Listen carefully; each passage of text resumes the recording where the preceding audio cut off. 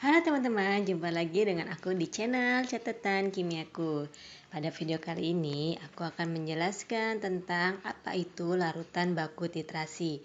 Apa saja macam-macamnya, simak ya videonya sampai selesai.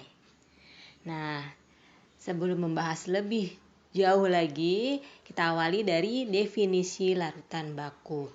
Apa itu definisi larutan baku? Larutan baku adalah larutan yang konsentrasinya diketahui dengan tepat dan teliti. Sedangkan senyawa yang digunakan untuk membuat larutan baku disebut senyawa baku. Senyawa baku ini dibagi menjadi dua macam, yaitu senyawa baku primer dan senyawa baku sekunder. Oke, kita lanjut ke pembahasan yang pertama, yaitu senyawa baku primer. Senyawa baku primer adalah senyawa yang digunakan untuk membuat larutan baku primer yang konsentrasi kelarutannya dapat langsung dihitung dari hasil penimbangan senyawanya dan volume larutan yang akan dibuat. Berikut adalah contoh senyawa baku primer, yaitu kalium biftalat, arsen trioksida, kalium bikromat, kalium iodat, kalium bromat, kalium heksacyanoferat 2, natrium klorida, natrium karbonat, dan kalsium karbonat. Lalu apa saja syarat-syarat sebagai senyawa baku primer? Persyaratannya antara lain: 1. Diketahui dengan pasti rumus molekulnya. 2. Mudah didapat. 3. Mudah dibuat menjadi senyawa murni. 4. Stabil sehingga tidak berubah selama proses pengerjaan pembuatan larutan.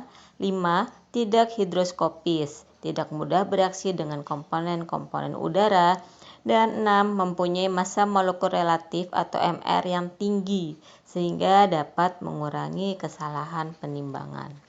Lanjut, kita bahas senyawa baku yang kedua, yaitu senyawa baku sekunder. Senyawa baku sekunder adalah senyawa baku yang konsentrasinya harus dibakukan dengan senyawa baku primer.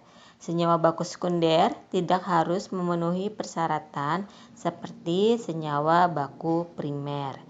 Contoh senyawa baku sekunder diantaranya natrium hidroksida, natrium tiosulfat, asam klorida, kalium permanganat, iodium, perak nitrat, raksa 2 nitrat.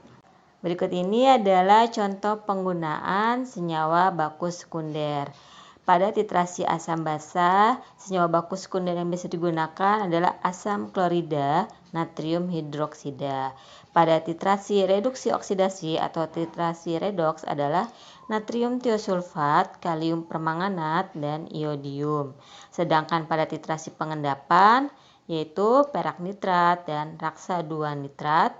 Dan yang terakhir pada titrasi kompleksometri, senyawa baku sekunder yang biasa digunakan adalah Na2-eta atau dinatrium eta. Demikian video kali ini, semoga bermanfaat buat teman-teman semuanya. Terima kasih sudah menonton videonya sampai selesai. Saksikan terus ya video selanjutnya.